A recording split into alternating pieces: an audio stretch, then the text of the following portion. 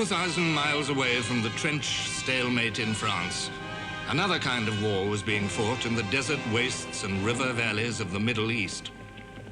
An old-fashioned war, a war of small armies and large spaces, where mobility and maneuver still counted, where success or failure depended not on millions of men, not on the massed products of industry, but on the personality and leadership of generals, where cavalry was not an out-of-date spectator of vast killing matches, but the vital instrument of fast-moving offensives, where rivers were the lifelines of the armies, as they had been in the eastern campaigns of Alexander the Great and Napoleon Bonaparte.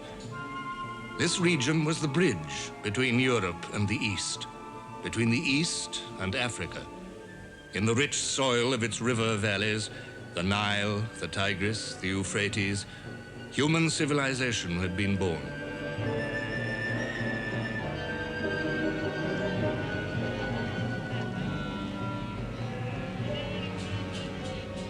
Down the centuries, tide after tide of conquest had flowed over the Middle East. The Babylonians, the Assyrians, the Egyptians, the Persians, the Greeks, the Romans, the Arabs, and the Turks. Under Turkish rule, life stagnated. Poverty and disease afflicted the people.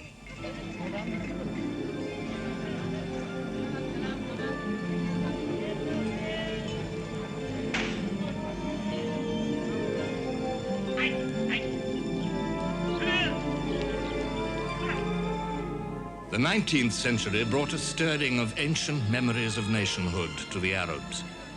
Men prophesied a free and united Arabia, rid of alien Turkish rule. In 1883, a French traveler noted, "Everywhere I came upon the same abiding and universal sentiment, hatred of the Turks. The notion of concerted action to throw off the detested yoke is gradually shaping itself. An Arab movement, newly arisen, is looming in the distance, and a race hitherto downtrodden will presently claim its due place in the destinies of Islam." Towards the end of the 19th century, another race was reviving memories of nationhood, the Jews. They had scattered across the globe after the Roman Emperor Titus had captured Jerusalem in AD 70. Now there was a movement to bring the Jewish race home again and build in Palestine a new Jewish state. The Jews began to return. The subject races of the Middle East were stirring against the bonds of the senile Turkish Empire, but the Turks still ruled over the crossroads of the world, collision point of the imperial ambitions of the European powers. The Middle East, Egypt and the Persian Gulf, was the key to the British hold on her Indian Empire. To keep the Middle East safe from France, Nelson had sunk Napoleon's fleet at the Battle of the Nile. To keep it safe from Russia, Britain had fought the Crimean War. Since its opening in 1869, the Suez Canal had become the direct route linking Britain to India and Australia and New Zealand. And since 1882, the British had been the paramount power in Egypt.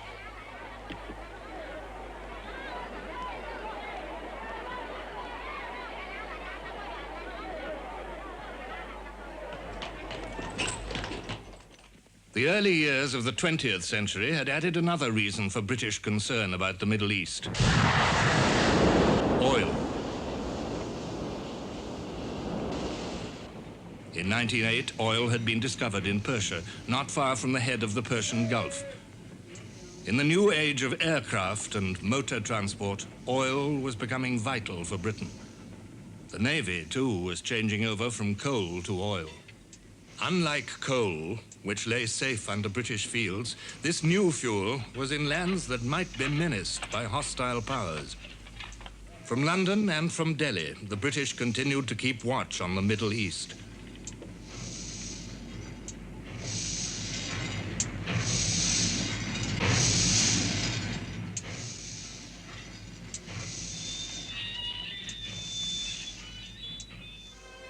The eyes of the German Empire were also fixed on the head of the Persian Gulf.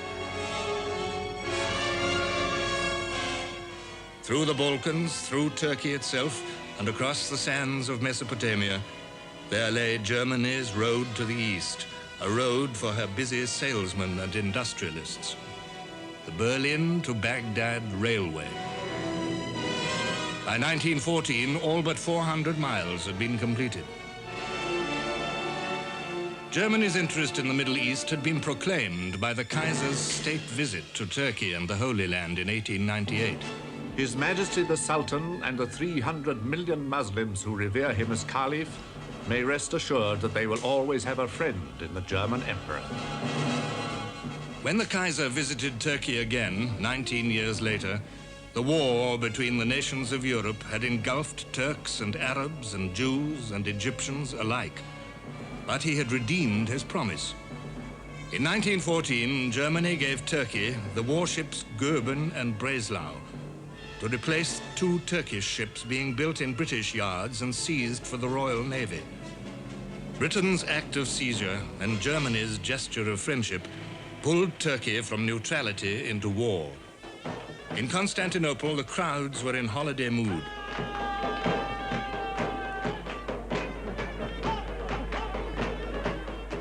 But the Kaiser saw them, and all their fellow Muslims everywhere, as a means of destroying Britain's Indian Empire, that empire which tormented him with envy. We must inflame the whole Mohammedan world to frantic rebellion against this detestable, treacherous, conscienceless nation of shopkeepers. For if we are to bleed to death, England shall at all events lose India.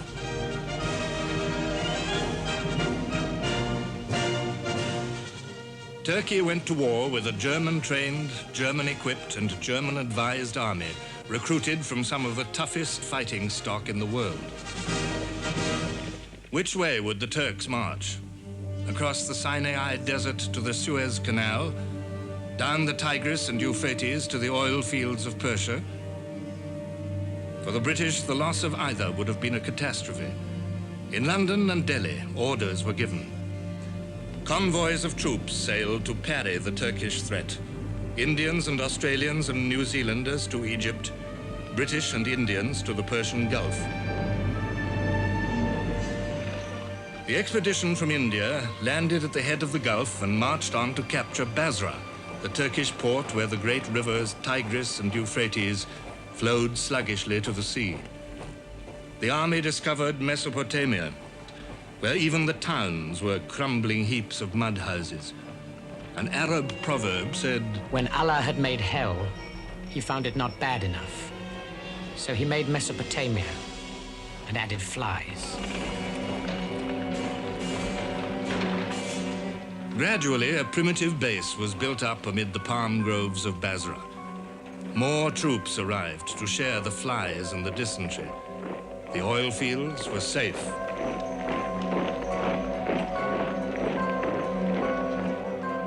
There seemed nothing more for the army to do.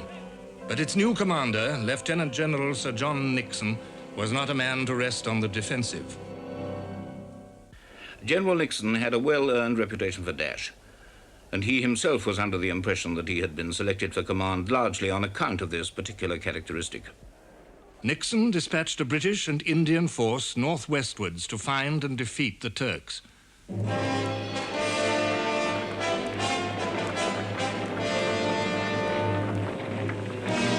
Through the spring floods of 1915, between and along the great rivers, the army labored slowly forward towards Baghdad. In country where an army must provide for itself, everything had to be improvised. Transport, medical care, hospitals. It was the rainy season and the rivers were in flood. For transport, the British used small native boats called bellums. Gunboats protected the advance, just as they had protected Kitchener's advance up the Nile in 1898. But unlike Kitchener, the British were not building a railway line behind them.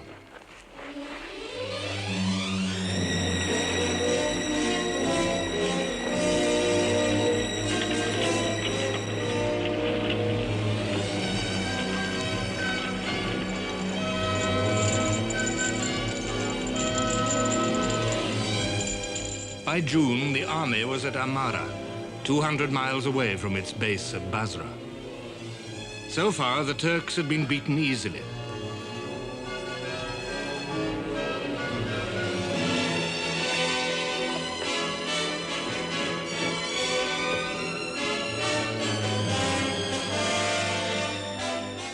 Should the British press on, Nixon asked the government at home for instructions. The government were dazzled by the easy successes, by the name of Baghdad. They told Nixon to march on, if he thought the risks acceptable. Ever optimistic, Nixon ordered the force commander, General Townsend, to advance. Townsend, too, was a man with Napoleonic aspirations. While his troops marched or rested or battled with the flies and mosquitoes, he decided to try a stroke of daring. I told Sir John Nixon that if I routed the Turks in battle, I might follow them into Baghdad. The political officer told me that if I went into Baghdad, it would have almost the same political importance as if I were to enter Constantinople. The news would go through all Asia. Constantinople, Baghdad, cities of legend. The lure of Baghdad blinded soldiers and politicians alike to the squalid reality of 20th century Mesopotamia in midsummer, to the weakness of the link with far-off Basra, a link strained to breaking point by the hordes of filthy and hungry refugees who were fleeing from the iron clamor of a foreigner's war.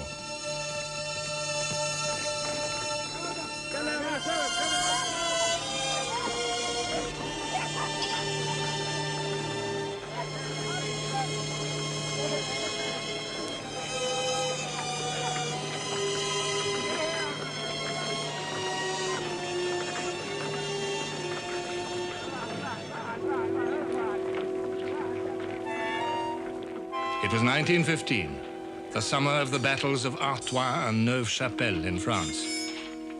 The sun glared down on the troops round Amara.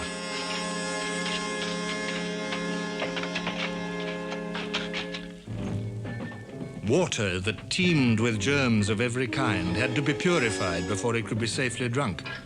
And in the heat, men and beasts craved for water. The day temperature reached 125 degrees Fahrenheit.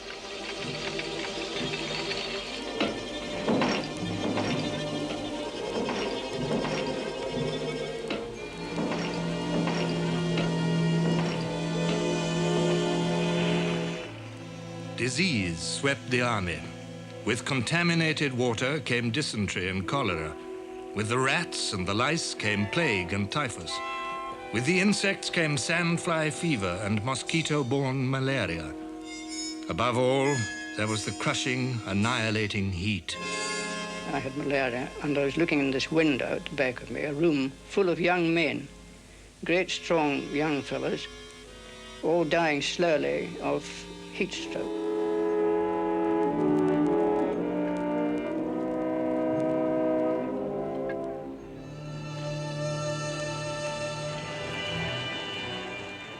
Further and further up the turgid rivers, further and further into the heat and emptiness, Townsend's men advanced. Now Townsend himself began to feel qualms. The army commander does not seem to realize the weakness and danger of his line of communications. We are now some 380 miles from the sea. With the capture of Kut el Amara, just another Arab mud town on the river, Townsend halted to rest and build up supplies.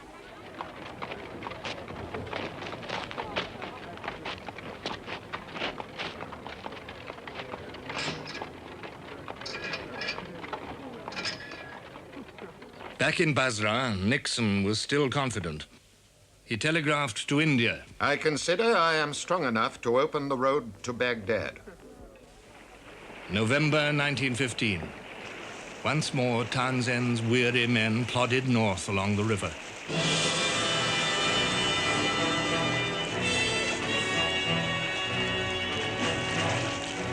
Behind them ambled a transport column that belonged not to the 20th century, but to the campaigns of Alexander or Xerxes. 620 camels, 240 donkeys, 1,000 mules, 660 carts, a collection of bullocks and cows, and a strange regatta of river craft. At last, Townsend came up with the main Turkish army, only 16 miles from Baghdad, but nearly 500 from Basra. The Turks lay entrenched in the plain, where only the great ruined arch of the ancient palace of Ctesiphon broke the flat horizons.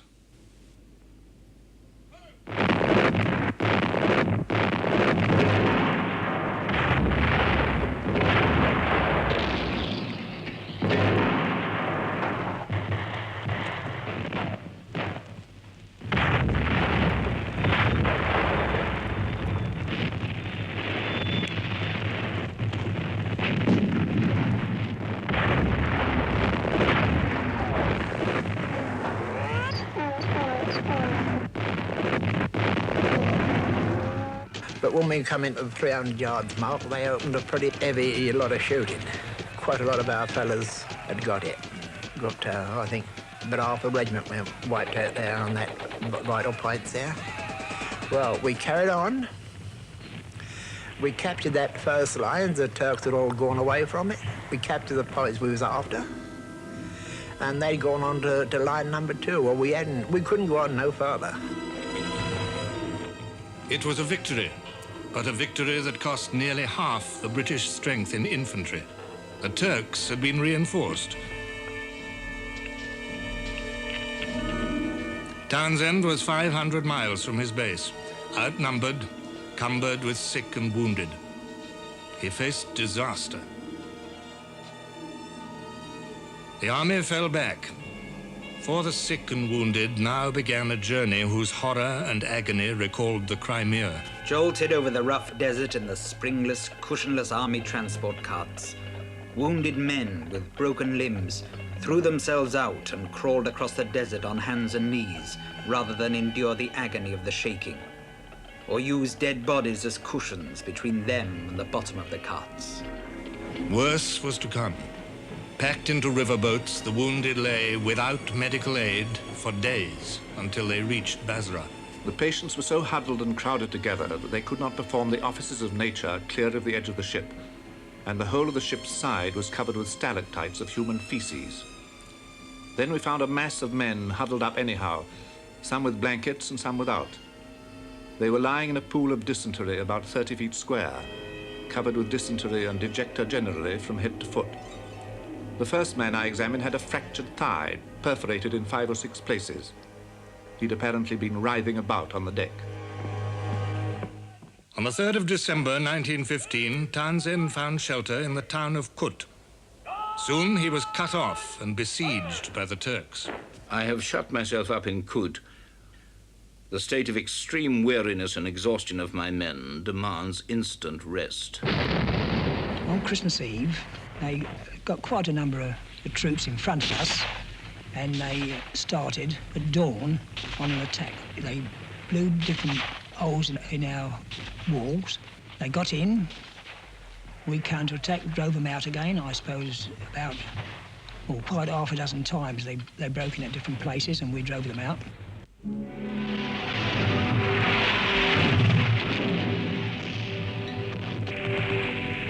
In January 1916, fresh troops from Basra fought desperate battles to try to break through and relieve Kut.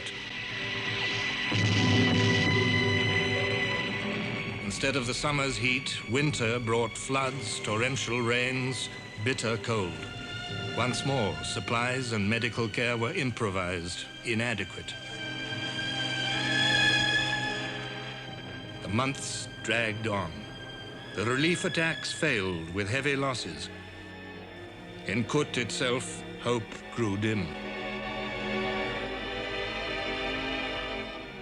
The rations came down finally to 3 ounces of bread and 12 ounces of horse meat. The horse meat was very difficult to eat because some of these mules we ate had already been fed on mules themselves, and the meat was very lean and hard to digest. After 5 months, on the 29th of April 1916, Kut surrendered, and General Townsend and 13,000 men, British and Indian, went into Turkish captivity. Capture did not end the prisoners' sufferings. Painful marches, thirst and hunger, brutal treatment lay ahead. 2/3 of them were to die in captivity.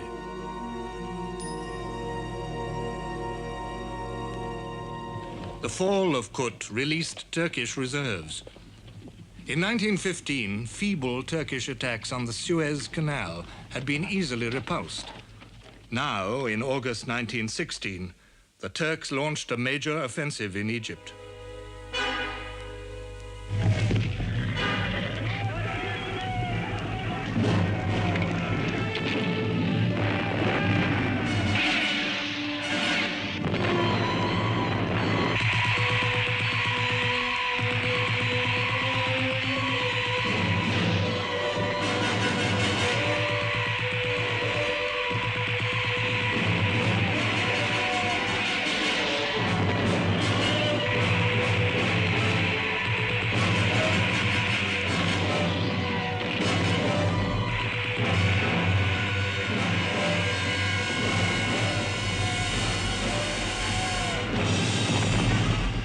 Half their force was destroyed, and the rest retreated into Palestine. Egypt and the Suez Canal were secure. The British commander in Egypt, Sir Archibald Murray, wanted to crown his success with a victorious counterstroke. Stage by stage, the British in Egypt were drawn into a major campaign for the conquest of the Holy Land. Across the Sinai Desert they marched, the route taken by Bonaparte in 1799. Like Bonaparte, the British government allowed themselves to be dazzled by the names of fabulous cities, holy places that had lured European soldiers since the Crusades, Jerusalem and Damascus. This too was a war for old-fashioned objectives, but it was fought with modern means. A wire netting track for vehicles was laid across the wastes of sand, and a pipeline to bring up the water without which the men and beasts of the army could not live. Mile by mile, a railway was laid behind the army, linking it with its base in the Nile Delta. By March 1917, Murray was through the desert and at the gates of Palestine. Murray's mounted regiments, British, Australian, New Zealand and Indian, were the key to his plan of attack on the Turkish defenses. Our particular job was to follow through with the light horse and get the other side of Gaza and come round towards the sea, kind of so that the Turks were actually enclosed. They had the sea on one side of them and troops all round them.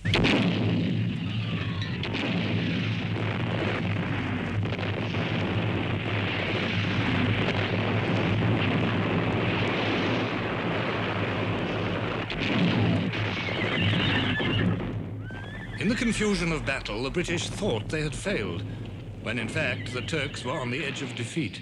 There was a withdrawal, and we went back a short way for the night, much to our disappointment because the objectives had been reached. But the disappointment and dismay and bewilderment was all the greater the next morning when we'd found we'd got to do it all over again.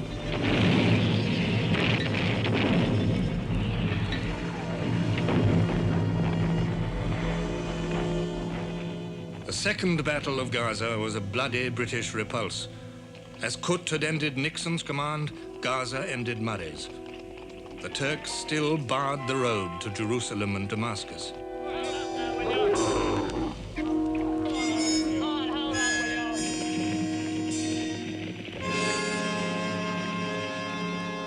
The British and Australian troops settled down for a long wait in the empty, scorching wastes of the Sinai.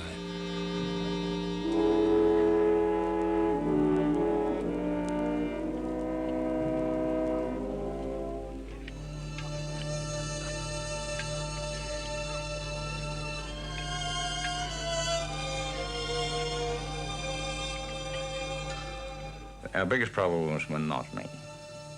You'd see the sun get up in a big red ball in the morning, and you'd go around in a big red ball at night. And that was your only sense of time, actually. And nothing but sand dunes as far as the eye could see. And you had the heat in the day, you're lying in the sand, the glare of the sun, the glare of the desert. Your rifle barrels would get that hot in the middle of the day that you couldn't hold them. You'd have to hold it by the wood. In Mesopotamia, there was now a new commander, Sir Stanley Maude. He was an organizer, not a gambler. The base at Basra was reorganized, re-equipped. So were the Army's transport services and communications. There was abundant modern equipment of every kind. By the end of 1916, Maude commanded an army 4 times larger than the Turkish force in front of him. Maude was ready. When the British advanced this time, there was no gamble, no drama, no adventure. Maude's personality stamped the expedition with cool professionalism. Yet the objective remained the same, Baghdad.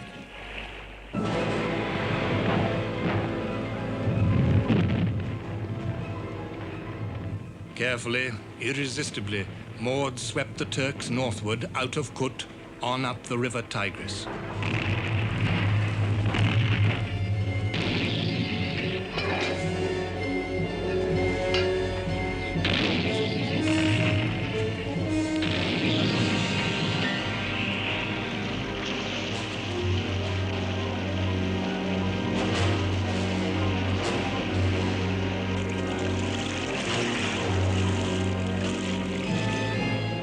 On the 11th of March, the British at last entered the city of the Caliphs. Nothing could have been more casual, easy, and unofficial than our entry into Baghdad. 4 of us, the colonel and the adjutant of the King's Own, a gunner officer and myself would be in first. The weariness of the long pursuit was forgotten. Here they were, in Baghdad, the goal of their desires.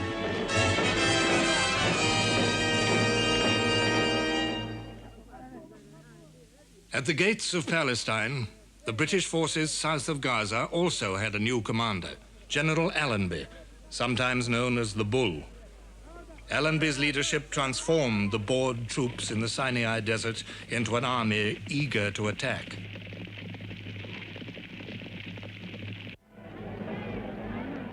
Preparations for a great offensive gathered speed.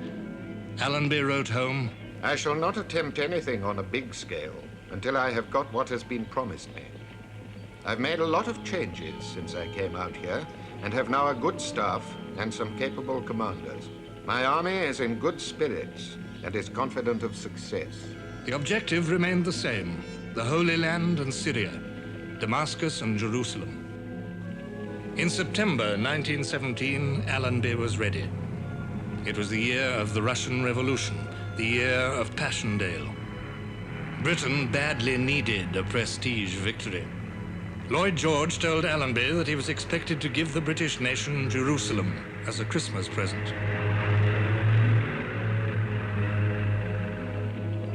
Cavalry was the instrument of victory. Allenby tricked the Turks into thinking he was going to make another attack on Gaza, while his horsemen rode in a wide sweep to launch a surprise attack on the Turkish flank at Beersheba. And the cavalry charge, which was made by the Australian Light Horse, was made with fixed bayonets on rifles in 3 lines of horsemen. Well, they charged through as the first line jumped over the first lot of trenches, and the Turks simply slung it in. They didn't put up a fight. Once the horsemen got in amongst them, that was the finish. Outfought, outmaneuvered, the Turks fell back, with Allenby in relentless pursuit. In 10 days, the British advanced 50 miles. Arab fishing boats carried essential supplies to beaches close behind the advancing army. While the Arabs hauled their craft ashore, Allenby's pursuit swept on. The Turks were split in 2, one group amid the orange groves of the plain of Sharon, and the other in the stony hills of Judea.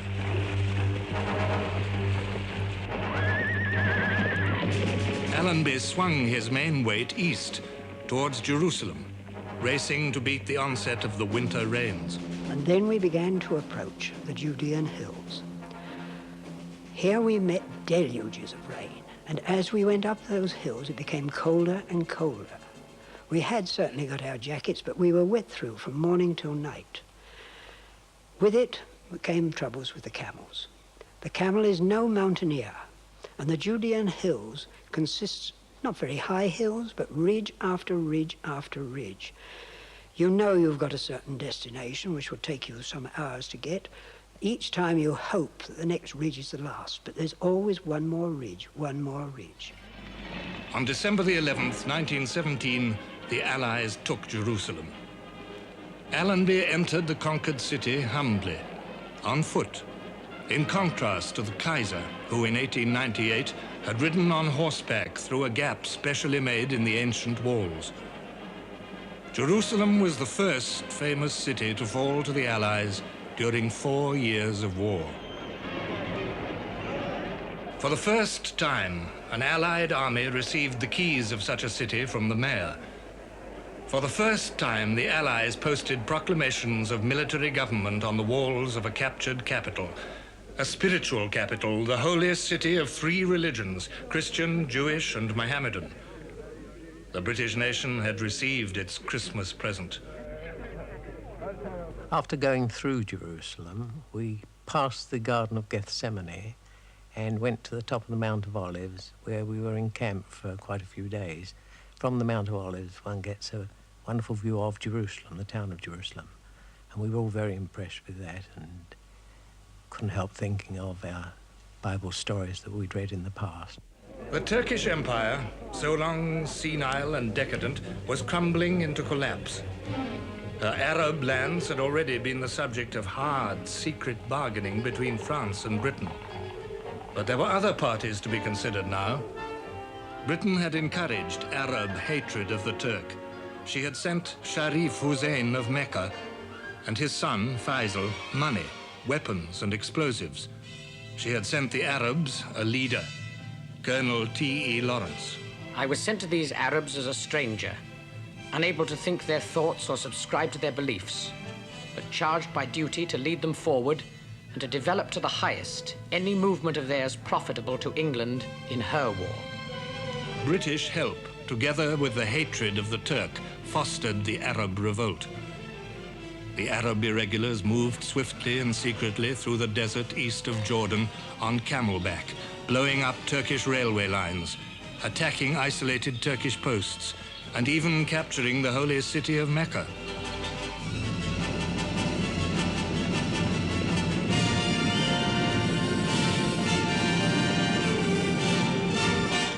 "12,000 Turkish troops were tied down by the Arab irregulars, a valuable diversion of strength away from the decisive battles in Palestine.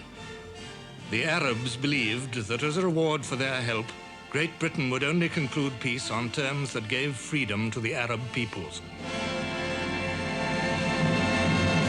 The Jewish hope of rebuilding a nation in Palestine and founding a new state of Israel grew brighter in the shadow of Turkey's defeats. The Allies needed the help and support of Jews throughout the world. They bought that help as they had bought the help of the Arabs, with promises. His Majesty's government view with favor the establishment in Palestine of a national home for the Jewish people, and will use their best endeavors to facilitate the achievement of this object, it being clearly understood that nothing shall be done which may prejudice the civil or religious rights of existing non-Jews in Palestine. The war between the Europeans was bringing mighty changes to the Middle East. New hopes, new and massive human forces had been set rolling among peoples long sunk in apathy. Clashing ambitions, clashing promises carried the threat of new conflicts at a time when the conflicts of the old order were still being resolved. While Allenby prepared for the great offensive of 1918, a new German commander had arrived in Palestine, Liman van Sanders. Before the war, he had trained the Turkish armies. He had led the successful defense of Gallipoli. But now his Turkish troops were slinking away to their homes. Only his German contingent could be relied on. The Turkish Empire was near to death, but in the collapse of Imperial Russia, Turkish leaders saw an opportunity to carve out a new empire in the Caucasus and Persia. While the Turkish troops marched and fought in the Caucasus in pursuit of this fantasy, von Sanders faced Allenby outnumbered by 2 to 1.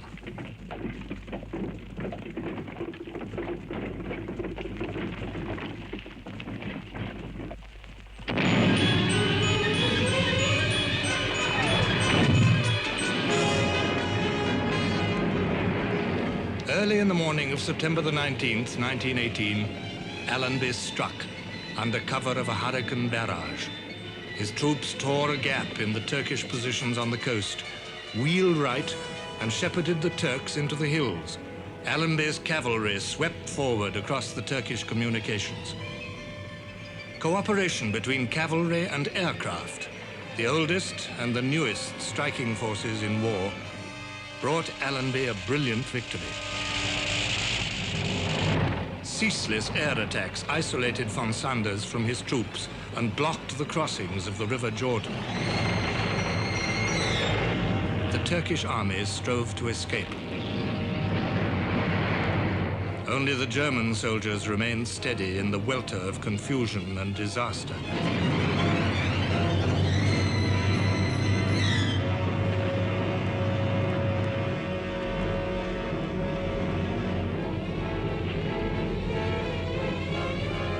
The cavalry rode 70 miles in 24 hours to cut off the Turkish retreat to the north. In 3 days, Allenby destroyed 2 Turkish armies. Beyond the Jordan, in the twisted, barren hills, a 3rd Turkish army was cut to pieces by Arabs, avenging the cruelties of centuries of Turkish rule.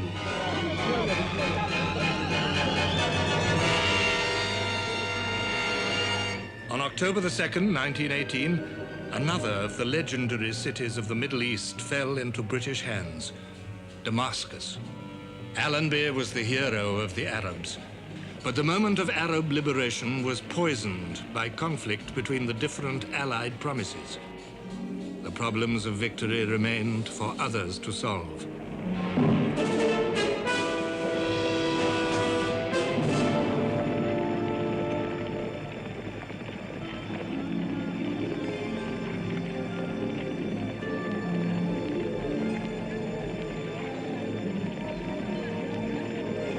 Victory had not been cheap. The campaigns in the Middle East had drawn in over 2 million soldiers of the British Empire. They had cost over 160,000 casualties. Painful marches and stern battles had barely affected the issue of the world struggle. But the Turkish Empire had been destroyed. To Allies and Arabs alike, for the moment, this was enough.